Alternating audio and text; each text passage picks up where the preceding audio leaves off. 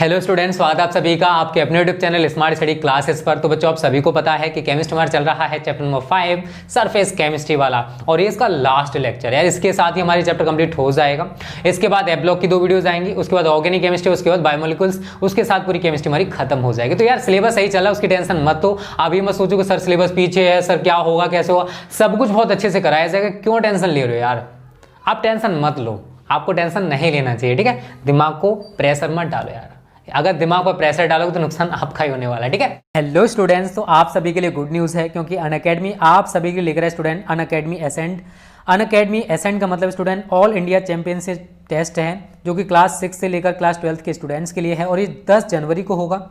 और आप टेस्ट देकर इस स्कॉलरशिप्स भी जीत सकते हो 5 लाख रुपए तक के। और कैसे आप फ्री ऑफ कॉस्ट एनरोल कर सकते हो ये भी मैं आपको बताने वाला हूँ स्टूडेंट्स, ओके। हेलो स्टूडेंट्स, तो आप नीचे डिस्क्रिप्शन में जो लिंक है उन पर क्लिक करोगे तो आपको ये पेज शो होने लगेगा। तो स्टूडेंट, आप जैसे ही नीचे आओगे तो एनरोल फॉर फ्री पर क्लिक कर देना बच्चों। आप क्लास 11th में हो या 12th में, तो मैं 12th पर क्लिक करता हूँ बच्चों।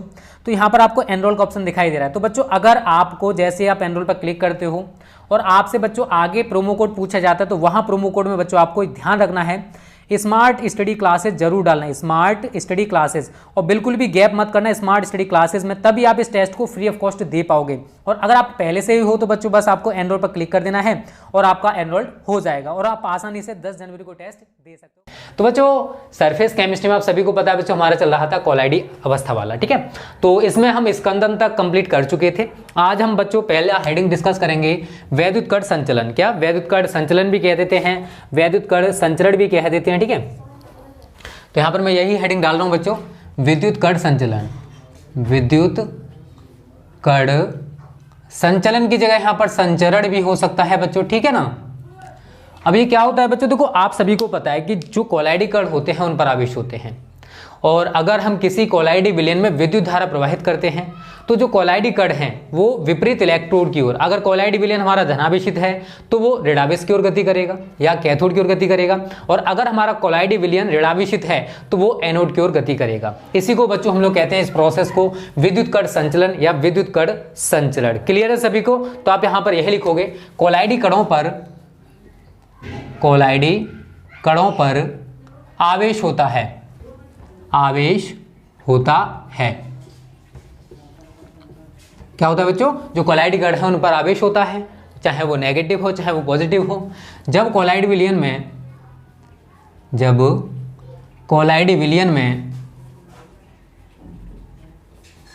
विद्युत धारा प्रवाहित की जाती है, विद्युत धारा प्रवाहित की जाती है,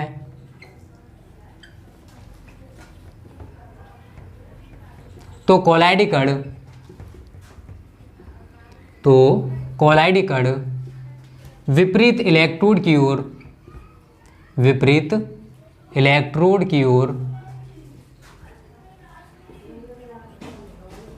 अब देखो वही बात है बच्चों, अगर कोलाइडी विलयन है चाहे अगर वो धनावेशित है तो कोलाइडी कण क्या बच्चों, एक निश्चित इलेक्ट्रोड की ओर, ठीक है ना, एक विपरीत या फिर कह सकते हो विपरीत इलेक्ट्रोड की ओर। अगर सपोज करो कोलाइडी कणों पर धनावेश हो तो वो ऋणावेशित इलेक्ट्रोड की ओर या फिर कैथोड की ओर गति करेंगे। अभी जो प्रोसेस मैंने बताया था बच्चों वही है। तो टेंशन मत लो यार, अच्छे से तैयारी चल रही है, आप तैयारी करते रहो, ठीक है ना। की ओर गति करते हैं और इलेक्ट्रोड पर पहुंचकर स्कंदित हो जाते हैं। क्या हो जाते हैं बच्चों? स्कंदित हो जाते हैं। स्कंदन मैंने आपको पढ़ाया था ना, वही है, स्कंदित हो जाते हैं। यह घटना विद्युत कण संचलन कहलाती है। इसको क्या कहते हैं बच्चों? हम विद्युत कण संचलन कह सकते हैं, विद्युत कण संचरण कह सकते हैं। विद्युत कण संचलन कहलाती है। अब देखो मैं इसको आपको विद डायग्राम समझाऊंगा, टेंशन ना लो यार। यहाँ पर मैं आपको एग्जाम्पल के थ्रू समझाता हूँ। यहाँ पर हम छोटे छोटे 2 डायग्राम्स बनाएंगे जिससे कि आपको अच्छे से क्लियर करा सकें बच्चों, ठीक है। यार टेढ़ा मेढ़ा डायग्राम हो जाए तो एडजस्ट कर लेना, ठीक है ना। लो ठीक है ना, एक डायग्राम तो बच्चों हम यहाँ पर ये बनाने वाले हैं, और सेम एक और डायग्राम हम लोग यहाँ पर बनाएंगे बच्चों, ठीक है। इसी टाइप का डायग्राम है, बस दोनों में थोड़ा थोड़ा अंतर आ जाएगा।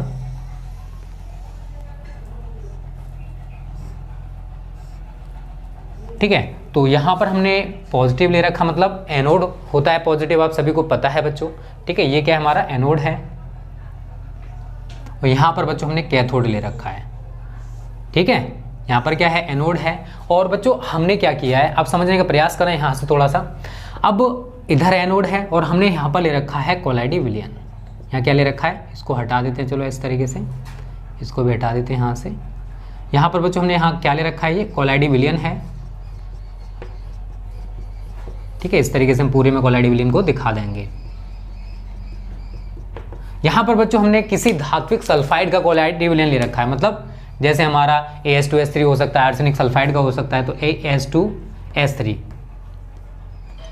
का कोलाइडी विलयन, ठीक है बच्चों, कोलाइडी विलयन। समझने का प्रयास करना, जो मैं आपको समझाना चाहता हूँ बहुत ज़्यादा सिंपल है, टेंशन ना लो। तो बच्चों ये क्या है हमारा एनोड है, और बच्चा लोग ये क्या है हमारा कैथोड है। क्लियर सभी को, ये क्या है एनोड है और वो क्या है कैथोड। सेम प्रोसेस बच्चों हम यहाँ पर भी करेंगे।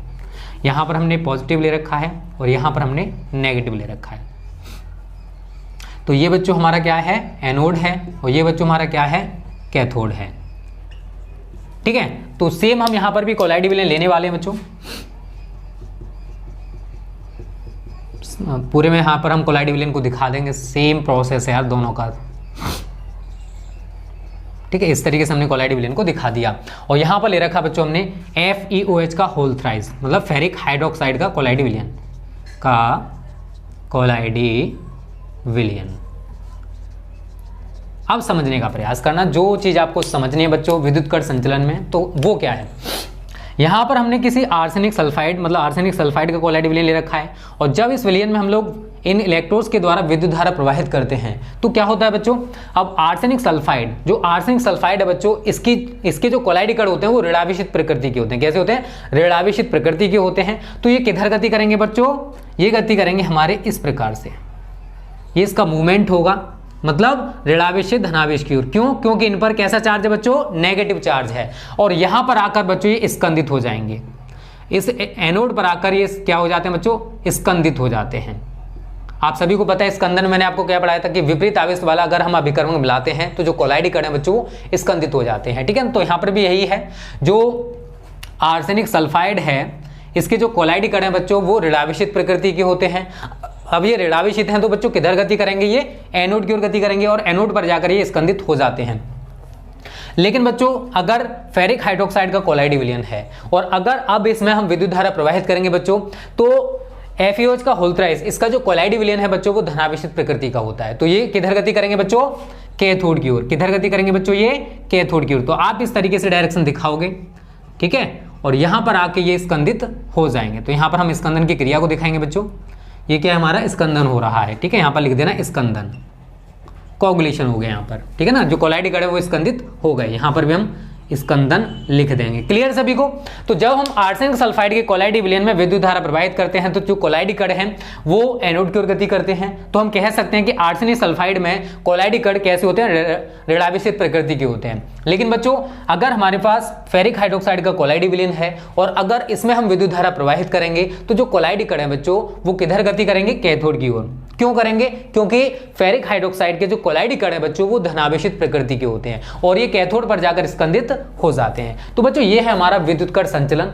बहुत ही इजी टॉपिक है, कुछ भी नहीं है, आप आसानी से इसको कर सकते हो। अगर बोर्ड में पूछा जाता है तो आप इतना कर देना यार, आपका एक भी नंबर कट जाए ना तब बोलना, एक भी नंबर नहीं कटेगा, ठीक है। तो बच्चों जल्दी से इसका स्क्रीनशॉट ले लो। अगला पॉइंट बहुत ज्यादा इंपॉर्टेंट है, हार्डी-सुलजे का नियम, उसको हम लोग डिस्कस करने वाले हैं, ठीक है। चलिए, और वीडियोस को यार लाइक तो कर दिया करो, आप डिसलाइक मत किया करो यार, बहुत ज़्यादा मेहनत करना पड़ता है हम लोगों को, समझा करो। और वीडियोस को ज़्यादा से शेयर करो, क्योंकि आप सभी के लिए हमने मोनेटाइजेशन ऑफ किया है, जिससे कि आपको केवल अनअकैडमी का प्रमोशन देखने को मिले, अदर ऐड ना देखने को मिले, ठीक है ना। आप सभी के लिए स्टूडेंट वो किया गया, बहुत बड़ा रिस्क है जो हमने लिया है, बट यार लाइफ में कुछ सेक्रीफाइसेस हम लोगों को करने पर होते हैं, ठीक है। इस टाइम आप सभी को भी करना हो रहा होगा, कम सोना पड़ रहा है, ज़्यादा से ज़्यादा पढ़ना पड़ रहा है, ठीक है ना। चलिए अब डाल लीजिए हार्डी-सुलजे का नियम। हार्डी-सुलजे का नियम बहुत ज़्यादा इंपॉर्टेंट है बच्चा। अब क्या है बच्चों, ये समझ लीजिए। देखो इस नियम के अनुसार, इस नियम के अनुसार है तो बहुत सिंपल सा ये, विपरीत आवेशित आयनों की संयोजकता, विपरीत आवेशित आयनों की संयोजकता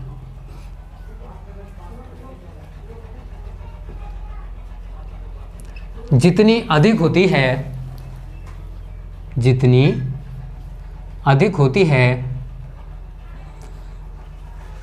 उसकी स्कंदन शक्ति, उसकी स्कंदन शक्ति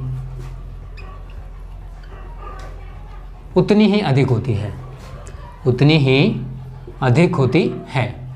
ठीक है बच्चों, ये तो है हमारा हार्डी-सुलजे का नियम, बहुत ज़्यादा सिंपल सा है यार, कुछ भी नहीं है इसमें तो, ठीक है ना। अब इसको आप समझने का प्रयास करना।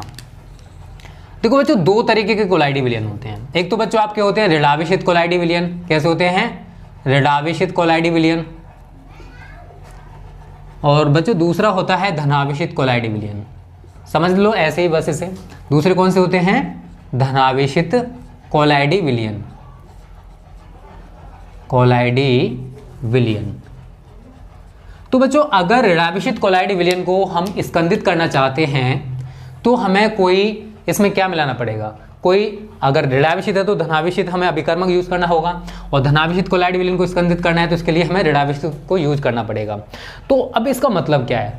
यहाँ पर हमने लिखा है कि विपरीत आवेशित आयनों की संयोजकता जितनी अधिक होती है उसकी स्कंदन शक्ति उतनी अधिक होती है। अगर बच्चों हमारे पास कोई ऋणावेशित कोलाइडी विलयन है और उसको हम स्कंदित करना चाहते हैं तो बच्चों हमारे पास जो आयंस हैं बच्चों, अब देखो धनावेशित की बात कर रहा हूं तो बच्चों Na+ होता है। क्या होता है? Na+ होता है बच्चों, Ca++ भी होता है और Al+++ भी होता है। अब आप सभी बताइए कि किसकी स्कंदन शक्ति सबसे ज्यादा होगी? एल्यूमिनियम आयंस की होगी, क्योंकि इन पर 3 पॉजिटिव आयंस आपको दिखाई दे रहे हैं, इस पर 2 हैं, इस पर 1 है, तो हम स्कंदन शक्ति का क्रम ये दिखाएंगे, क्योंकि हमने बोला है ऊपर विपरीत आवेशित आयनों की संयोजकता जितनी अधिक होती है। आप सभी देख रहे हो सबसे ज्यादा किस पर है? एल्यूमिनियम पर है, तो इसकी स्कंदन शक्ति इन दोनों की अपेक्षा सबसे अधिक होगी। तो आप ये दिखा सकते हो स्कंदन शक्ति बढ़ने का क्रम, स्कंदन शक्ति बढ़ने का क्रम है, बढ़ने का क्रम। और आप सभी को पता है कि अगर सपोज करो जल है और जल में मिट्टी के कण है, ठीक है ना, धुंधला पानी है, मिट्टी के कण है, अगर हम उसको शुद्ध करना चाहते हैं, अब मिट्टी के कणों पर बच्चों ऋणावेशित आयन होते हैं, तो उन्हें शुद्ध करने के लिए, उनको हटाने के लिए, उनको स्कंदित करने के लिए हमें कोई धनावेश यूज करना होगा। तो बच्चों वहां पर हम लोग यूज करते हैं पोटाश एलम का। पोटाश एलम आप सभी जानते हो फिटकरी, क्या होती है? फिटकरी। और फिटकरी का सूत्र K2SO4.Al2SO4 का होल थ्राइस डॉट 24S2, मतलब इसमें एल्यूमिनियम आयंस होते हैं। इसी वजह से फिटकरी क्या करता है? उस धुंधले पानी को शुद्ध कर देता है, और स्कंदन की क्रिया के बाद, स्कंदन की क्रिया होगी, स्कंदित होकर जो मिट्टी के कण हैं वो नीचे बैठ जाते हैं और हमारा जो वाटर है वो प्योर हो जाता है, शुद्ध हो जाता है, उसमें से मिट्टी कण दूर हो जाते हैं। ठीक है बच्चों, तो ये है ऋणावेशित कोलाइडी विलयन को अगर हम शुद्ध करना चाहते हैं तो हमें उसमें अधिक संयोजकता वाला अभिकर्मक यूज करना होगा, कोई आयन जिसकी संयोजकता सबसे ज्यादा हो। सेम प्रोसेस बच्चों यहां पर होता है। अगर हमें कोई धनावेशित कोलाइडी विलयन को स्कंदित करना है तो बच्चों हमें Cl- है हमारे पास, SO4- भी हमारे पास, और PO4- भी है। तो अब आप सभी बताओ कि अगर किसी धनावेशित कोलाइडी विलयन को शुद्ध करना है तो वहां पर हमें कौन सा आयन लेना होगा? तो बच्चों ये होगा स्कंदन शक्ति बढ़ने का क्रम, मतलब सबसे कम किसकी होगी? इसकी, उससे ज्यादा इसकी, और सबसे ज्यादा इसकी। तो यहां पर मैं यही लिखूंगा, स्कंदन शक्ति बढ़ने का क्रम। ठीक है, चलो बहुत सिंपल सा, आप आसानी से इसको कर सकते हो कि अगर ऋणावेशित कोलाइडी विलयन है उसको हम स्कंदित करना चाहते हैं तो हमारे पास Na+, Ca++, Al+++ 3 आयंस हैं, तो इसमें कौन यूज करना होगा? जिसकी स्कंदन शक्ति सबसे ज्यादा होगी तो वो होगा एल्यूमिनियम आयन। और अगर किसी धनावेशित कोलाइडी विलयन को शुद्ध करना है या स्कंदित करना है तो बच्चों हम लोग यूज करेंगे फॉस्फेट आयंस को, ना कि सल्फेट आयन और ना ही क्लोराइड आयंस को। तो बच्चों ये है आपका हार्डी-सुलजे का नियम, बहुत ज्यादा इंपॉर्टेंट है और बहुत ज्यादा रिपीटेड है, बहुत ज्यादा पूछा जाता है। ठीक है, इसको मिटा दें हम। चलिए स्क्रीनशॉट सभी ले लीजिए जल्दी से। अगला डाल लीजिए रक्षी कोलाइड। ये भी टॉपिक पूछ लिया जाता है कभी कभी, ठीक है ना, रक्षण या रक्षी कोलाइड।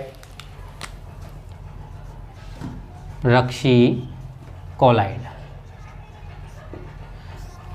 अब अब बच्चों जो आप सभी को पता होगा कि द्रव विरोधी कोलाइड जो होते हैं वो बच्चों अस्थायी होते हैं, तो मैं हाँ यही लिखूंगा, द्रव विरोधी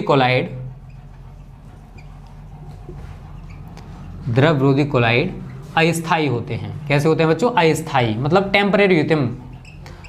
जो द्रव, देखो दो तरह के मैंने आपको पढ़ाए थे, द्रव स्नेही कोलाइड और द्रव विरोधी कोलाइड, ठीक है। और अगर इसमें हम अल्प मात्रा में द्रव स्नेही कोलाइड मिला दें तो बच्चों क्या होता है जानते हो? चलो मैं लिख दे रहा हूं यहां पर। यदि इसमें अल्प मात्रा में द्रव स्नेही कोलाइड मिलाया जाता है तो द्रव विरोधी कोलाइड की स्थायित्वता में, द्रव विरोधी कोलाइड की स्टेबिलिटी, स्थायित्वता में वृद्धि हो जाती है,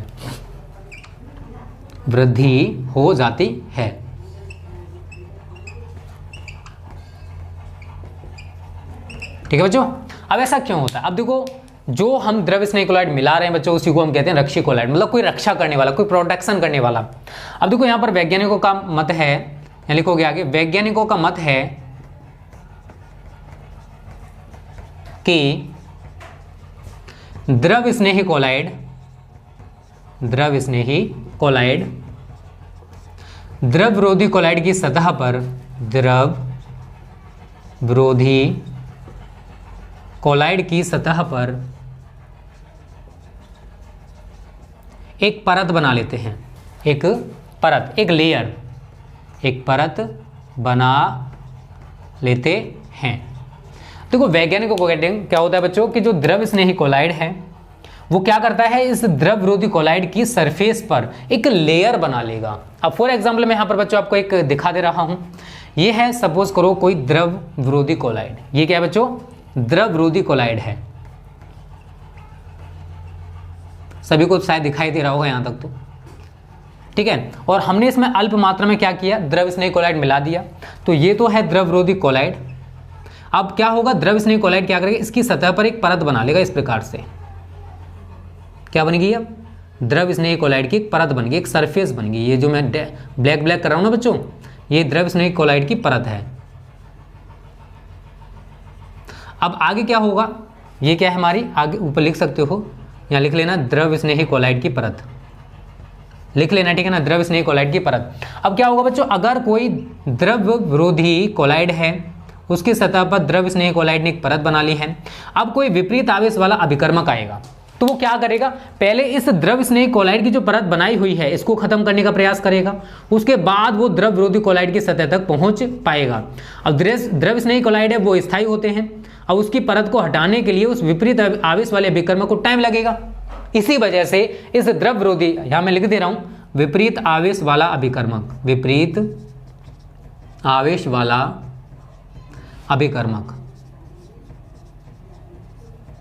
ठीक है। तो विपरीत आवेश वाला अभिकर्मक क्या करेगा, पहले द्रव स्नेही कोलाइड की जो परत है उसको हटाएगा, उसको स्खंदित करेगा, उसके बाद वो द्रव विरोधी कोलाइड की सतह तक पहुंच पाएगा। यही रीजन है कि जो द्रव विरोधी कोलाइड हैं उनकी जो स्टेबिलिटी है, उनकी जो स्थायित्वता है उसमें वृद्धि हो जाती है। क्यों? क्योंकि द्रव स्नेही कोलाइड ने द्रव विरोधी कोलाइड की सतह पर एक परत बना ली है।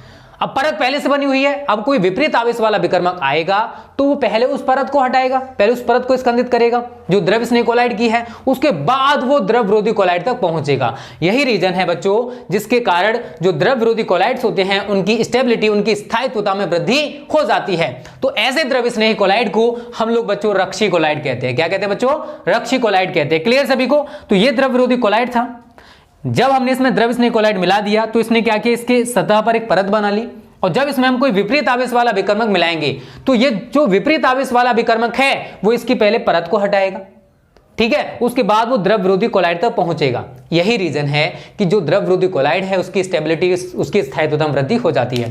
तो जल्दी से बच्चों इसका स्क्रीनशॉट ले लो। अब डिस्कस करेंगे बहुत ज्यादा इंपॉर्टेंट पॉइंट, शॉर्ट संख्या, गोल्ड नंबर, बहुत ज्यादा पूछा जाता है, ठीक है। और उसके साथ ही हमारी आज की वीडियो भी समाप्त हो जाएगी, और आपको लगता है कि इसमें कोई टॉपिक रह गया तो वो भी मैं कमेंट करके बता सकते हो आप लोग, ठीक है। बट सारे जितने इंपॉर्टेंट पॉइंट्स हैं बच्चों वो तो हमने सारे डिस्कस कर लिए, टेंशन ना लो। आप प्रीवियस पेपर जब हम करेंगे तो आप देख भी लोगे कितने सारे क्वेश्चंस हमने यहाँ से कराए हैं। क्लियर है? और जल्दी से वीडियो को लाइक कर दो जिन बच्चों ने अभी तक लाइक नहीं किया है।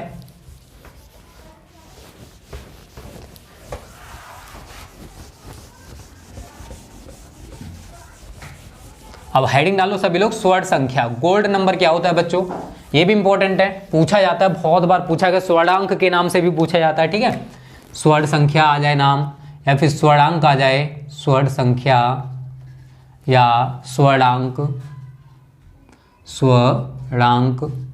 तो आपको वही डेफिनेशन लिखनी है बच्चों जो मैं आपको बताने वाला हूँ। ठीक है ना, तो आप यहाँ पर क्या लिखोगे, तो स्वर्ण संख्या कहते किसे बच्चों वो समझने का प्रयास करना। देखो रक्षी कोलाइड के रूप में बहुत सारे पदार्थ होते हैं, मैं यहाँ लिख दे रहा हूँ। रक्षी कोलाइड के रूप में बहुत सारे पदार्थ होते हैं। ठीक है ना, बहुत सारे पदार्थ होते हैं,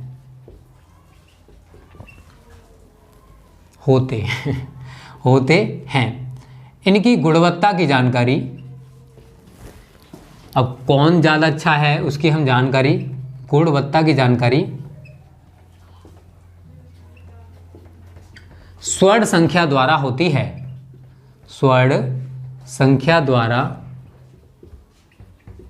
होती है। ठीक है, तो देखो रक्षी कोलाइड, अभी मैंने आप बात की थी आपसे, तो रक्षी कोलाइड ग्रुप में बच्चों बहुत सारे पदार्थ होते हैं, लेकिन हमें ये पहचानना है कि कौन सा ज़्यादा अच्छा है। तो बच्चों उसके लिए स्वर्ण संख्या, गोल्ड नंबर ज्ञात किया जाता है रक्षी कोलाइड्स का। ठीक है, तो कैसे ज्ञात करते हैं बच्चों, मैं यहाँ पर एक डायग्राम बनाऊंगा आप सभी के लिए, उसी डायग्राम से पूरी की पूरी थ्योरी भी बना सकते हो। तो यहाँ पर हमने कोई टेस्ट ट्यूब ले रखी है,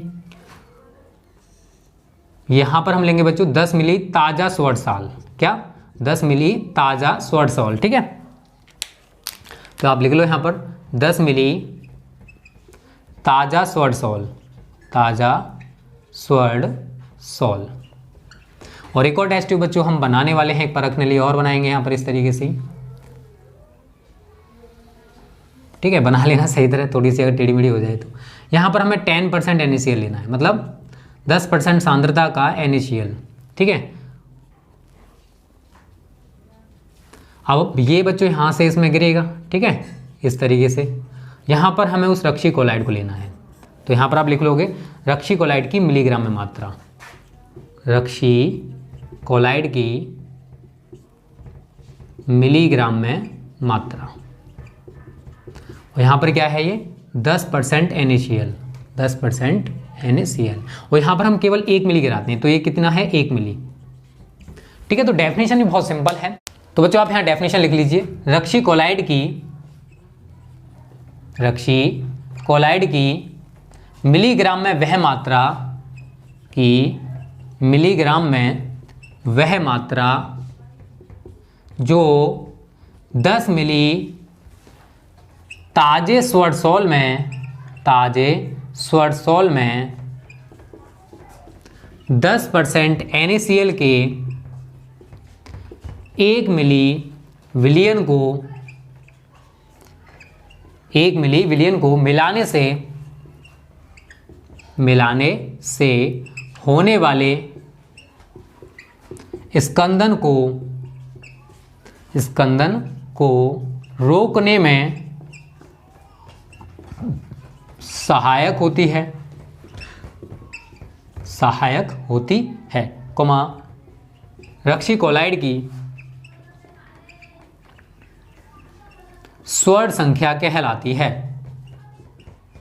स्वर्ण संख्या कहलाती है। ठीक है, तो रक्षी कोलाइड की मिलीग्राम में वह मात्रा जो 10 मिली ताजे स्वर्ण सॉल में 10% NaCl के 1 मिली विलियन को जब हम मिलाएंगे, अब इसको मिलाएंगे तो स्कंदन की क्रिया होगी, तो इस स्कंदन की क्रिया को रोकने में जितनी यूज हो रही है mg में मात्रा उस रक्षी कोलाइड की, उसी को बच्चों बोला जाता है रक्षी कोलाइड की स्वर्ण संख्या। ठीक है बच्चों, तो आपको ये पूरा क्लियर हो गया होगा, तो सारी चीज़ें आपको क्लियर हैं, तो स्क्रीनशॉट ले लो जल्दी से, और कोई भी दिक्कत हो तो आप कमेंट करके बता सकते हो, बहुत ज़्यादा इंपॉर्टेंट है, बहुत ज़्यादा ये टॉपिक पूछा भी जाता है। ठीक है, तो स्टूडेंट आज की वीडियो आपको कैसी लगी कमेंट करके बताना, अच्छी लगी तो वीडियो को लाइक और शेयर करने में कंजूसी मत करना। Okay students, thanks for watching this video.